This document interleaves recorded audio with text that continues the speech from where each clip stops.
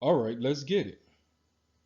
Contrary to popular belief, Good Times was a problematic show.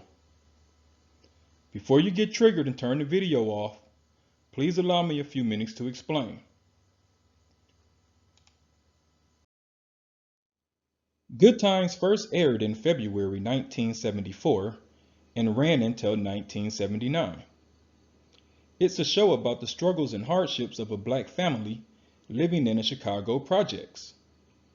It starred Esther Rowe, John Amos, Jimmy Walker, Bernadette Stanis, Ralph Carter, and Janae Dubois. Although it finished its run in 1979, it's still in syndication today. If I'm not mistaken, it was the first black show that featured a two-parent household. That, among other things, is my issue with the show, which I'll get into shortly. I must state for the record that this is not a diss towards any of the actors on the show or any other show that I might mention.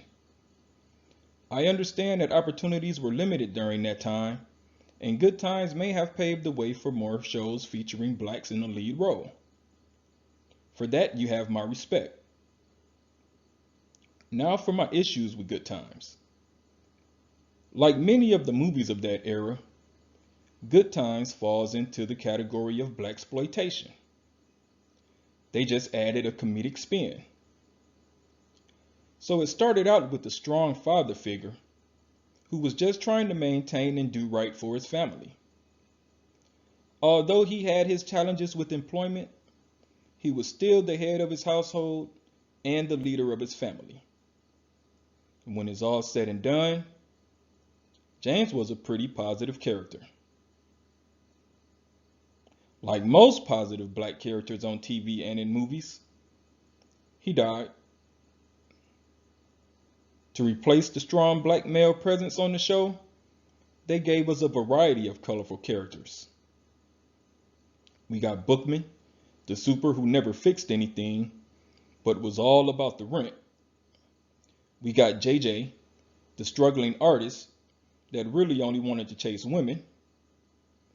We had Sweet Daddy the pimp that knew JJ by name and knew where they lived. Read between the lines, and it's safe to assume that JJ was a customer. And we had a host of shady aldermen, businessmen, etc. The show covered topics like gang violence, alcoholism, the black man's plight, and poverty. I know some might say it tackled real life issues, and while that may be true, don't we watch television for some sort of escape? Do we really need a weekly reminder of how crappy life was? I mean, let's be real. The show was kind of depressing. In fact, Melancholy Times would have been a more appropriate title. Speaking of titles, let's compare Good Times to another show that aired in 1974 called Happy Days. Happy Days was supposed to be about a slice of American life from the Caucasian perspective. Like Good Times, they lived in a two-parent home and they also had 3 kids, 2 boys and a girl. I know most people forget about the eldest brother Chuck on Happy Days. His character basically was replaced by the Fonz, the Jewish guy that's best known for playing an Italian. Talk about appropriation, but that's another story. So I don't even remember an episode of Happy Days that focused on financial issues. There was not an episode about gangs. In fact, they only had one episode where they had a burglar and he left without actually stealing anything. I know some of you are probably thinking, so what? Big deal. Life was better and is better for white families in America. My response is, that's partially true. Partially because the black experience isn't monolithic. and nor is the white experience. Not all black people grew up in the projects, and not all white people lived in suburbia. But the majority of shows catered to the black demographic all focused on hard times and strife. That's why The Cosby Show was so groundbreaking. It was the first show that depicted two successful parents without any underlying issues like substance abuse, etc.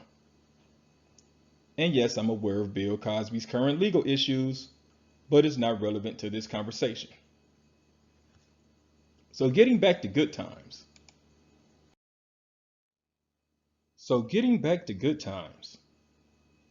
Eventually Florida moved away and let the kids keep the apartment.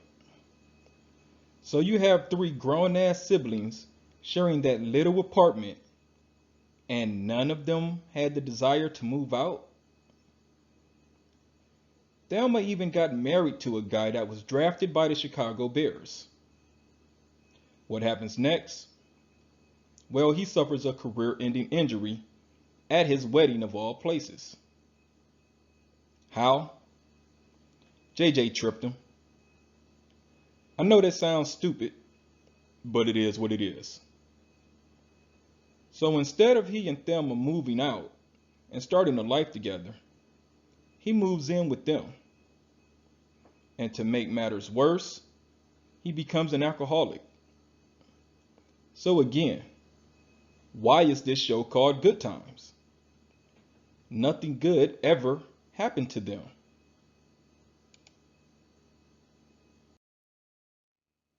On happy days, they deserve to be happy. Apparently, Al's never got robbed. The only issue they had to worry about was running out of ketchup or French fries. And apparently there were no minorities in their town either. And now that I think about it, Fonzie was probably the most criminal element in the entire neighborhood. So what were some other popular shows from yesteryear? What's Happening? I really don't have a problem with that show, other than the single mom trope. Benson. Give Me a Break starred black characters. No disrespect to Robert Guillaume or Nell Carter. May they both rest in peace, but they were basically servants. The Jeffersons, they were a successful black family. Sanford and Son, they were black business owners, but they were basically poor. And then there's Diff'rent Strokes, where the white man is the savior to the poor black kids. He basically moves them out of the ghetto. So why am I talking about all of this? It's because we are influenced by the shows and music that we consume, whether we believe it or not. There wasn't many, if any, shows that inspired black people to be better. Where were the positive images? If I'm being honest, there still aren't many shows that are uplifting today. Why are shows like Empire and all its ratchetness renewed for multiple seasons, and shows like The Carmichael Show get axed after one season? Why is it basically an insult to be labeled as a conscious rapper as opposed to a gangster rapper?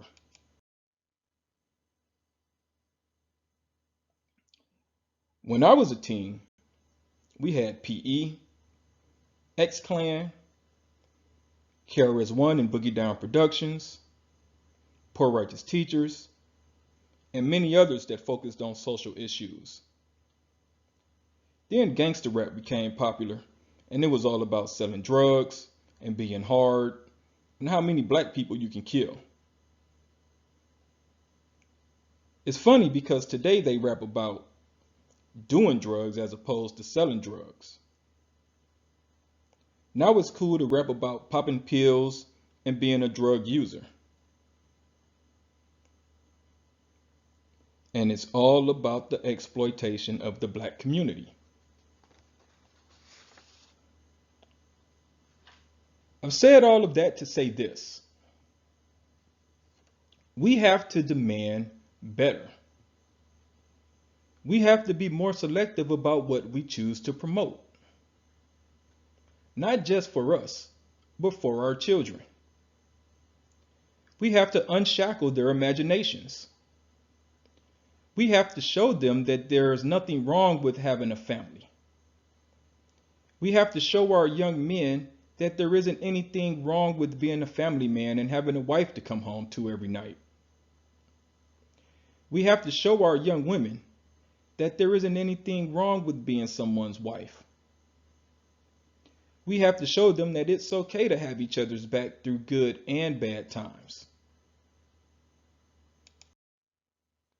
So getting back to good times. My biggest gripe with the show is this. They never moved out of the projects. There wasn't any progression. The show should have ended with them leaving that apartment for good. So I'll leave it there for now. If you like the way I think, slide over to my Patreon page and check out some of my original short stories. It's only $1.50 per download. Also, don't forget to like, share, and subscribe so you won't miss out on all future videos. Like always, thanks for your time. Peace.